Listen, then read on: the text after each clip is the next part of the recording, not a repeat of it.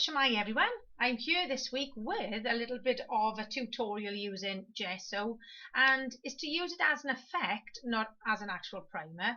The gesso I showed you, I think I've had this tub for about 15 years, but in all fairness it's still going strong. So I'm going to use a Tim Holtz stencil.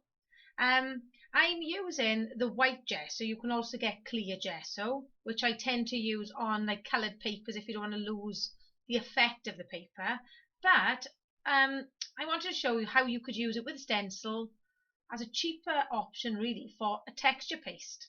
So I am laying it on quite thick here, which is the reason it takes a fairly long time to dry.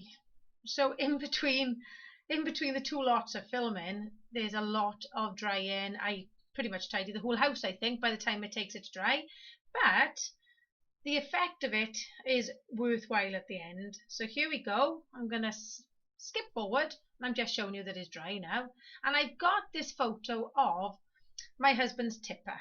We are building a house at the moment, and my husband's dream is to own a tipper van, which I must be honest is great fun to drive.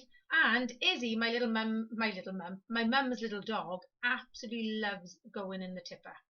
So I'm just going to create now my background. I'm using the legendary papers for this wood grain paper in the background. I just realised I've gone out of shot for you again. I'm useless with this new camera setup. I've added like a little washi strip further down, and I'm just going to layer up my photos now. This layout came together really quickly. Once I'd added the effect, there was an awful lot more that I needed to do to it. So I've got some tags and some journaling cards, and pretty much I went through the stash that I've got. Well, not all of it, obviously that would have taken days, but I then picked out what I needed to use for this photo. And I've had these Tim Holtz tickets for, well, forever I think, so I'm trying to use things up. And this little frame then that I rarely use as a frame, but tend to sort of tuck underneath to make a little bit of an embellishment. You will be learning from the best with this one though, because we have the wonderful Missy with us, and let me tell you, everything I know about mixed media, which is quite limited really, I've learned from watching so many videos of Missy's, and there's so much more you can do, and I need to continue to experiment. But fair play, Missy Whidden, she is the boss when it comes to mixed media. So as I say, we are so lucky to have her. So I've got these, I don't know whether they were a Vicky Boutin embellishment there. I was going for the circles because obviously the wheels, truly original there. And I'm going to use some foam then just to add some texture, not texture, some height, sorry, to my one photo. Nothing likes to stick to gesso, so you will need to use wet glue usually. And even then, this takes me putting quite a bit of my immense weight on it. So there's my other little photo of Izzy, and I'm going to keep that one flat because I wanted to have them sort of layered on top of each other. And to be honest, once I've added my gesso, as I say, I keep the rest of the embellishments fairly light because the gesso does the hard work. So I'm just using up lots of old stash. I am on a real use it up mission, and I think I'm trying to be frugal because I need to pack less stuff when we move house. That's the main thing. But also because we've got all this wonderful stuff in our stash, and sometimes we go for the newer items first.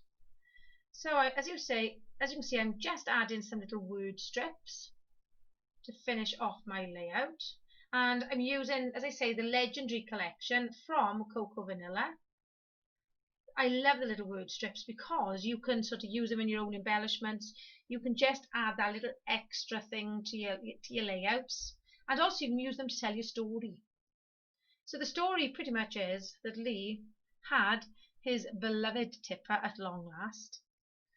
I do resist the urge to shout any old iron out of the window, and if you are in the UK, that is quite a common thing, isn't it? They go rag bone. I resisted shouting that as well, but I am so tempted. And I must be honest, I have driven around quite happily this summer holidays using this tipper, and it saved us a lot of delivery charges, that's for certain. So the next thing I've got to think of then is my title, which takes me ages to lay it down flat. So as I say, play around with your gesso, watch YouTube videos for how to use it to its best effect. As I say, I've used it really simply here through a stencil. There's loads of ways you can use it.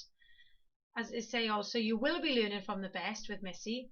I'm really looking forward to seeing what you're all doing this week and next week also. I love seeing all your layouts. So I'm going to quickly add a title. I don't make you watch all of it. So I'm going to go, once this finishes, I'll show you a finished product of a finished page. Wish you all the very best, and I shall see you all very soon. Happy scrapping, peeps.